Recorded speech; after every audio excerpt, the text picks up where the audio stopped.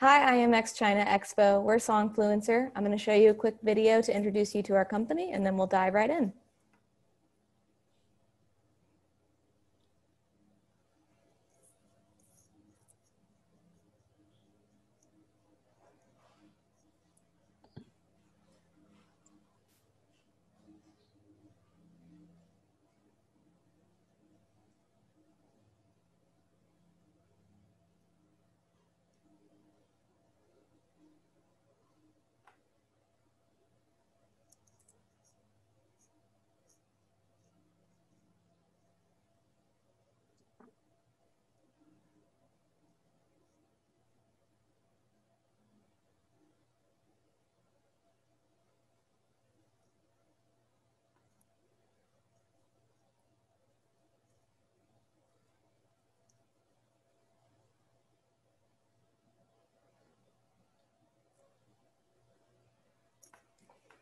Hi, I'm Chelsea. I'm part of the international team as the Director of Europe here at Songfluencer. Hello, I'm Nathan Pyle, and I am the General Manager here at Songfluencer. Hey everyone, excited to be here. My name is Johnny Clordy, and I'm the CEO and co-founder of Songfluencer. All right, we're going to dive right in because we want to be mindful of everyone's time. So we're going to get right into the details. Let's talk first about our team, our process, our approach. So Johnny, I'm going to start with you with a question. Talking about our team, can you give insight into why you feel it's important for us to have both Gen Z and industry vets represented to effectively promote music? Sure thing. The biggest thing I would bring up in this conversation is Gen Z and this new culture that's emerging is it's just very different than what we saw before. I mean, if we're comparing, Gen X to millennial, there's a lot of similarities. Baby boomers to Gen X, a lot of similarities. Gen Z, much different mentality, much different than millennials. You really have to understand the culture and the zeitgeist that's in front of this new generation. And, we are very much Gen Z forward. How we hire, how we promote is you've really got to understand this culture to make these impactful decisions for our clients. We've got world-class technology that we've designed around how to run these influencer campaigns. But if you don't understand the heartbeat of Gen Z, you're not going to be making the right decisions with even a mountain of technology in front of you. I agree. I mean, I think it's so interesting to see our team approach from both spectrums and how we can collaborate holistically on campaigns, which is really unique. And I want to focus as well on, this is a US-based company. Why did you choose to build out an international team and an international division? Primarily, over the years, we've had so many clients reaching out to us from overseas outside of the US, whether it was one because they wanted to figure out how to make an impact in the US with an artist or a product that was not native to the US, or because there wasn't great influencer marketing solutions in their local or regional area. And so they approached us and we're like, hey, what can we do here in Germany? What can we do here in the Philippines? What can we do in Australia? What can we do in Brazil? So, one, it was demand, a lot of companies reaching out and a lot of firms reaching out, asking for help. So setting the intention of finding experts that have done business or worked with companies in those areas was a huge part of our 2021 vision. And I'm excited to have you and other people like Michael Fox in Canada on the team. Yeah, well, it's really exciting to see this team build out internationally and all the campaigns that are coming in too. You talked about technology. I think what's so interesting about your approach and your mission to the company is the equal parts of, focusing on data and also the creativity. How do you think that impacts a social media campaign that's so important about both? I think the creative is everything. Like I said, you can have a mountain of technology and data in front of you, but that's what, that's it. Algorithms are so unpredictable. You just don't know what is going to react. Even if you have, a comprehensive data plan, if the content isn't right and it doesn't hit the spot and it's not what you wanted it to be, or not even that you didn't want it to be, that maybe that's what you wanted, but it just didn't hit right in the algorithm, it doesn't matter. So really understanding how important concepts are and understanding challenges and trends is the very first step to understanding TikTok and short form video apps. And this leads me right into our process and talking about our team. And Nathan and I, Johnny, I love when we both started, learning the process all the way through. Nathan and I have done influencer outreach, we've campaign managed, we've been account executives, and we have a whole team involved in this. So Nathan, I kind of want to ask you some questions about the process specifically. What do you think an individual needs to know about our strategy when they approach us for a social media and influencer marketing campaign? I think the biggest thing that somebody needs to know about kind of our process is that we have team members designated in all those different areas that Chelsea just said. We designate time and resources towards each part because they're integral in ultimately building a successful campaign. Having a team that is constantly on these different platforms, searching for various levels of influencers that meet our specific specifications on who we feel like would be a very good, impactful in regards to sound promotion, and starting with just them, but then also building up to where our campaign managers are, who are the architects behind designing and coming up with a lot of the different strategies, and then ultimately successfully running said strategies. And then it goes up to the account executives, having those, in which Chelsea kind of mentioned previously, is the music industry vets, those that probably had previous experiences working in a music label or a management company or some other facet in the industry, who understands the impact that what these two other teams are doing and how that will translate into a larger marketing plan for your song.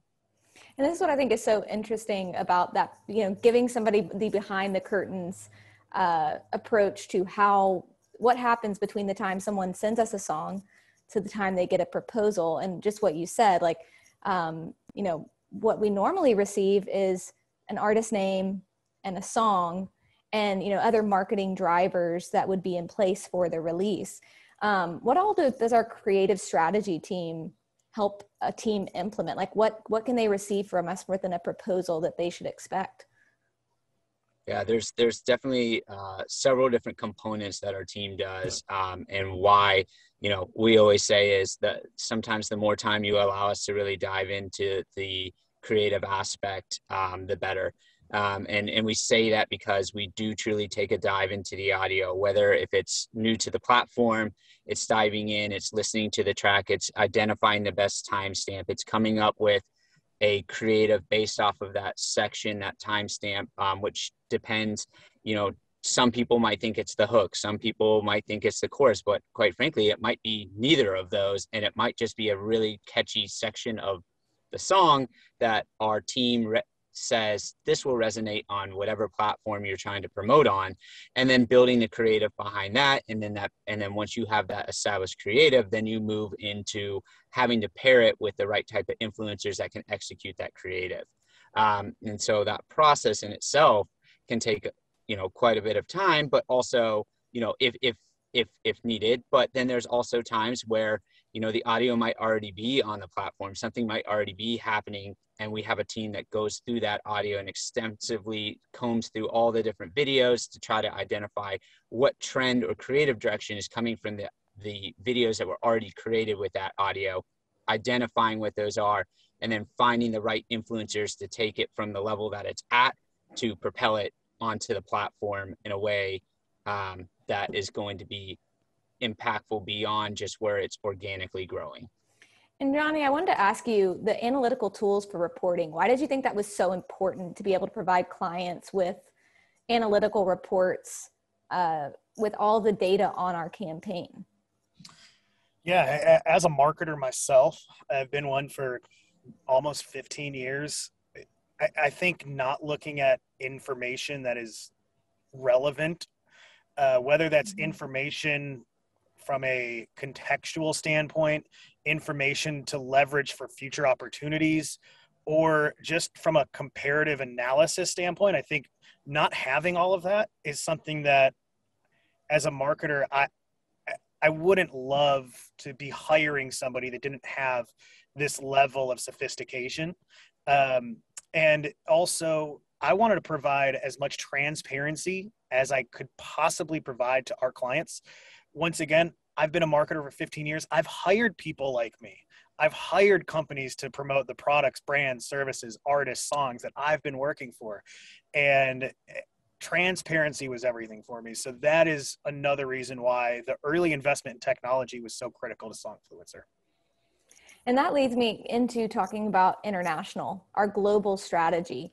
You know, where, for example, like what is the global opportunity for artists via social media and streaming, and how does this impact our strategic efforts? I mean, we're in a time now where when you release a song on streaming platforms, it's automatically global. So why should that also be a strategy on social media? I mean, you know, I only half answered your question earlier when you asked why I built out a global team, an international team. The other,